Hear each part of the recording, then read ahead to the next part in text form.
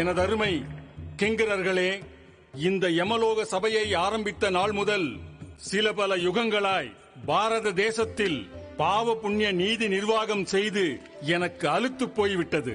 இந்த யமலோகத்தை தவிர மற்ற 3 உலகிலும் பாட்டும் கூத்துமாய் சந்தோஷமாக இருக்கிறார்கள். ஆகையினால் இதுவரை சித்திரகுப்தனின் உதவியோடு ஆட்சி புரிந்த யாம் சொர்க்கத்திற்கு செல்ல போகிறோம்.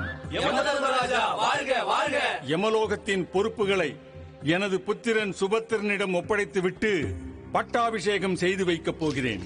மகனே, இளைய யமதர்மராஜா. கீச்சா கீச்சா கீச்சா.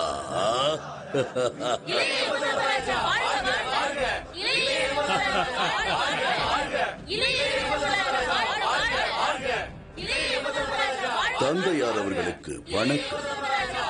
சுகி பவா.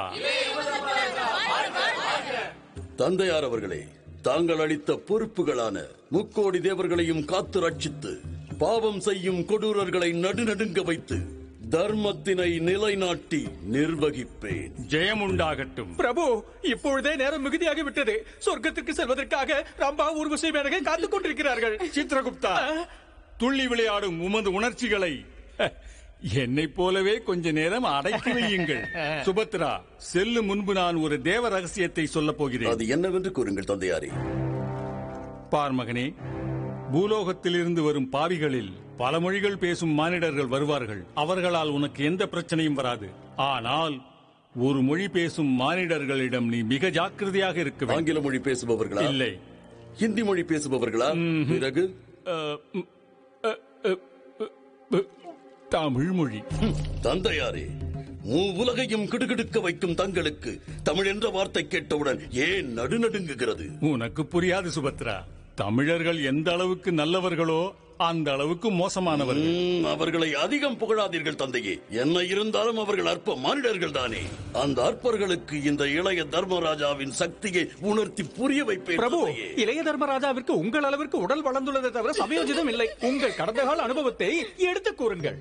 சுபத்ரா, 1972 ஒரு மானிடன் இங்கு வந்தான்.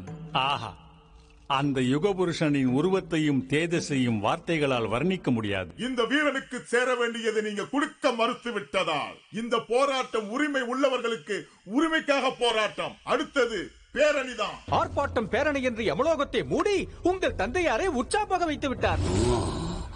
அது ஏதோ கெட்ட கனவாக மறந்து விடலாம் என்று நினைத்தால் 1985 மீண்டும் ஒருவன் வந்தான். ஆஹா, அந்த சிரஞ்சீவியின் ஆட்டமும் பாட்டமும் மடியோ.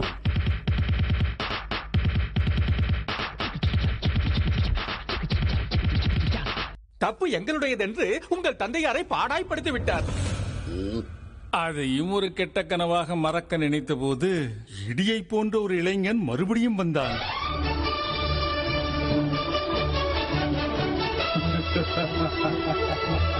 முப்பது வயது கூட தாண்டாத அந்த வாலிபன் யமனுக்கு அல்வா கொடுத்து அவரை படாத பாடுபடுத்தி தேர்தலில் தோற்கடித்து விட்டான்.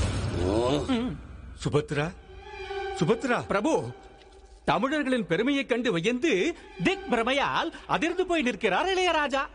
சுபத்ரா, இவை அனைத்தையும் மனதில் வைத்துக் கொண்டு தமிழர்கள் விஷயத்தில் நீ கொஞ்சம் ஜாக்கிரதையாகவே இருக்க வேண்டும். ஏற்கனவே நீங்கள் ஆவேசப்படுபவர். அனுபவம் மிகுந்த நான் துணையாக இருந்ததால் உங்கள் தந்தையாருக்கு ஏற்பட்ட எல்லா சிக்கல்களிலிருந்தும் எளிதாக விடுபட செய்து விட்டேன். இப்போது நீங்கள் இளைய சித்திரகுப்தரிடம் என்ன பாடுபட போகிறீர்களோ?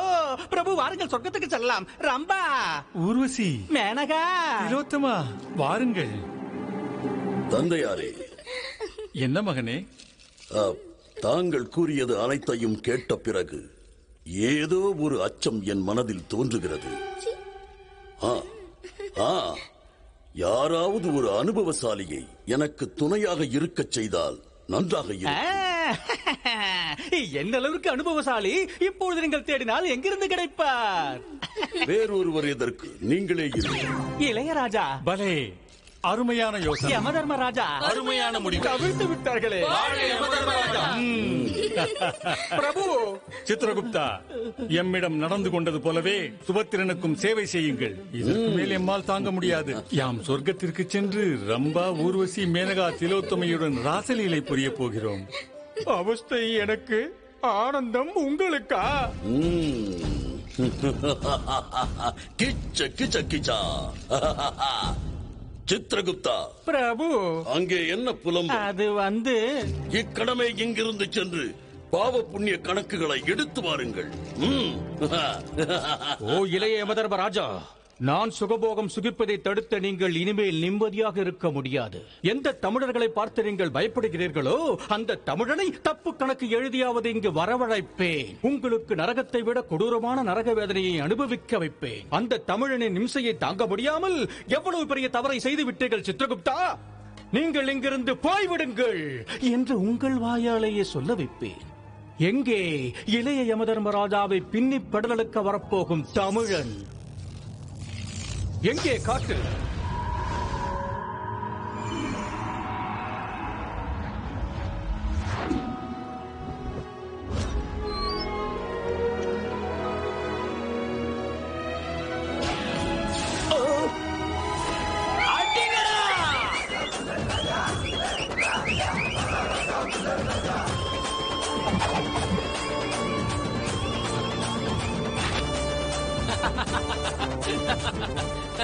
ராஜா!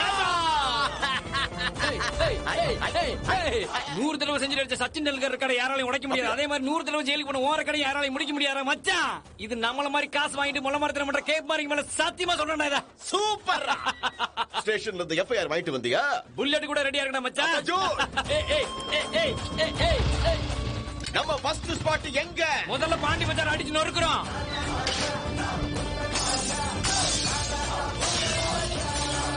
அடுத்து வருவது டி நகர்.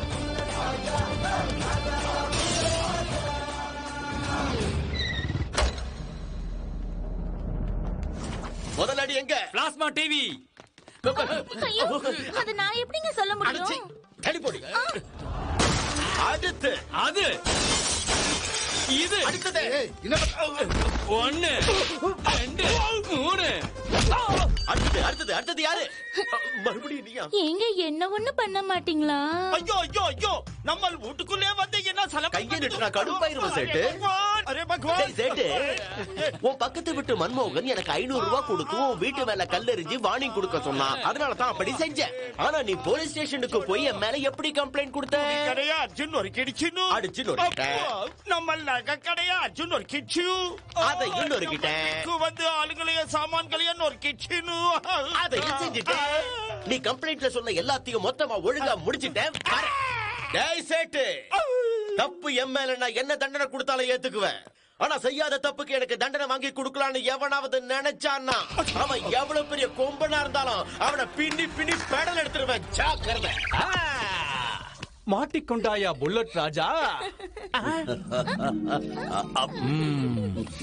இந்த சரச சல்லாபங்கள் இன்னும் எத்தனை நாட்களுக்கென்று பார்த்து விடுகிறேன்.